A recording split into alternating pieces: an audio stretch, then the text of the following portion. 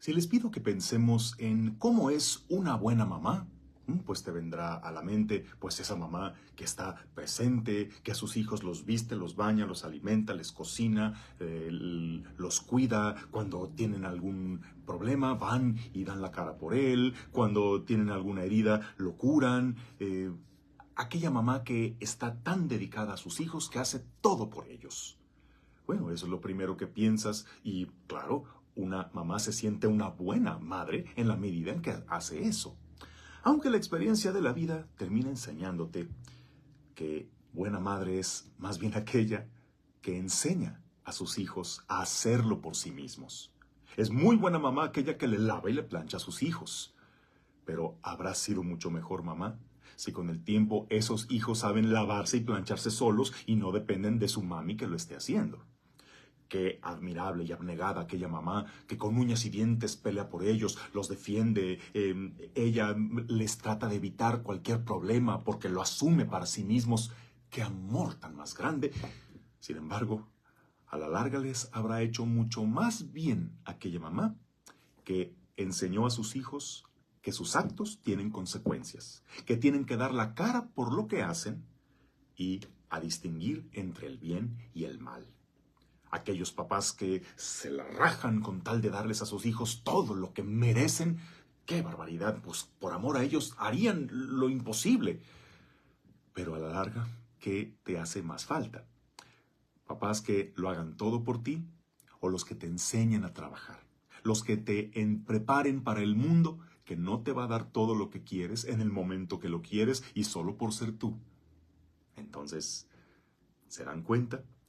Algunos papás cometen el grave error de creer que su misión como padres es hacer que sus hijos los quieran.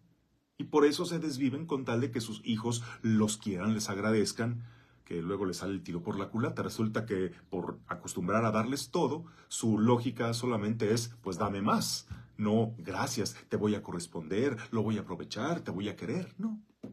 Pero la misión de algunos papás no es que sus hijos los quieran, sino prepararlos para la vida, darles las herramientas para que puedan salir adelante cuando ellos no estén. Una buena mamá se nota cuando está ahí presente, pero más se nota cuando no está.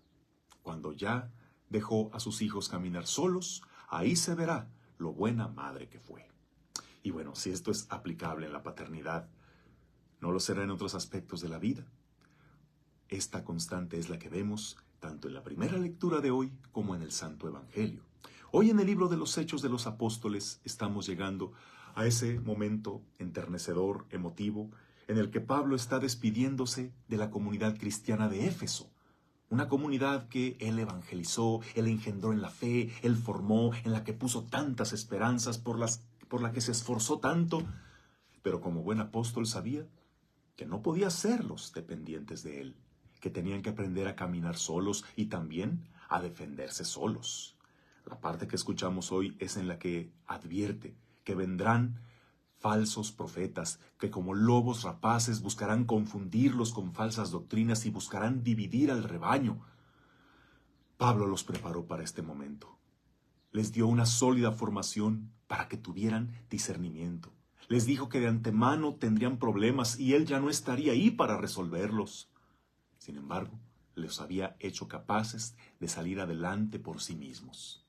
Imagínate si alguien como Pablo, con tanto amor por las comunidades que formó, se hubiera anclado solamente en una y que sería imposible para esas comunidades pensar que no estuviera con ellos.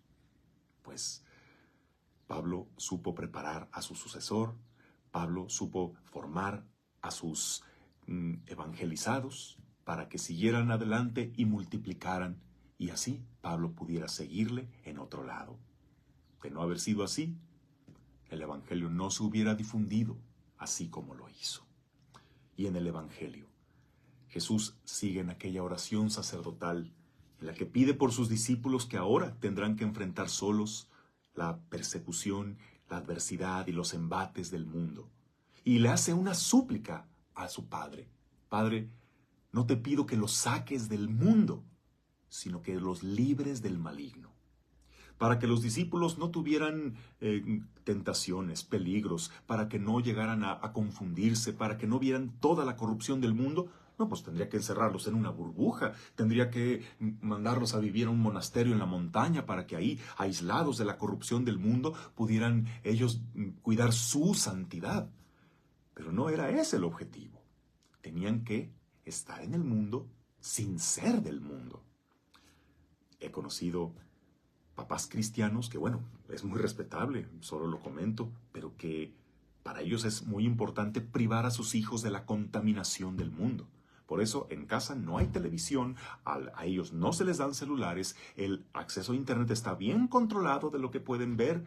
Incluso he sabido de quienes ni siquiera los mandan a la escuela porque están llenas de enseñanzas retorcidas y los compañeros pueden ser muy mala influencia. Así que no, en casa yo les doy la formación cristiana que deben. Pues bueno, no se cuestiona el proceder de los padres, pero pregunto, ¿hasta cuándo se podrá aislar a una persona para hacerle creer que toda esa maldad, que toda esa falsedad no existe? Creo que, conforme al Evangelio, tendríamos que prepararnos a enfrentarla y no aislarnos como si no existiera. Necesitamos tener criterio y tener discernimiento, tener fortaleza de carácter para enfrentar las tentaciones que ahí van a estar. No se trata de vivir siempre restringiendo para que sea imposible acceder a las cosas malas. Estas siempre estarán ahí y podremos acceder a ellas, pero necesitamos formarnos para decir, aunque puedo, no lo haré porque tengo convicciones, porque tengo valores, porque también el buen papá, el buen maestro, el buen sacerdote es el que capacita a aquellos a los que forma para que lo hagan por sí mismos, aun cuando no esté. Buen papá es aquel que carga a su niño. Mejor papá es aquel que lo enseña a caminar. Buen maestro es aquel que explica de manera impoluta su materia. Pero mejor maestro es aquel que enseñó a sus alumnos a pensar. Buen sacerdote es aquel que se desgasta por su comunidad y ahí está presente predicándoles, enseñándoles, confesándolos. Pero su fruto se verá ahí donde sus fieles llevan una vida cristiana sólida fuera de la parroquia y son capaces de, por sí mismos, saber lo que agrada y lo que no a Dios. Y bueno, ¿tú en qué te estás cansando? ¿En hacerlo todo tú o en enseñar a que lo hagan? ¿En prepararlos para cuando tú no estés? Prepáralos para cuando tú no estés, porque de lo contrario, estarás fatigándote en vano. Que tengas un bendecido día, en el nombre del Padre, y del Hijo, y del Espíritu Santo.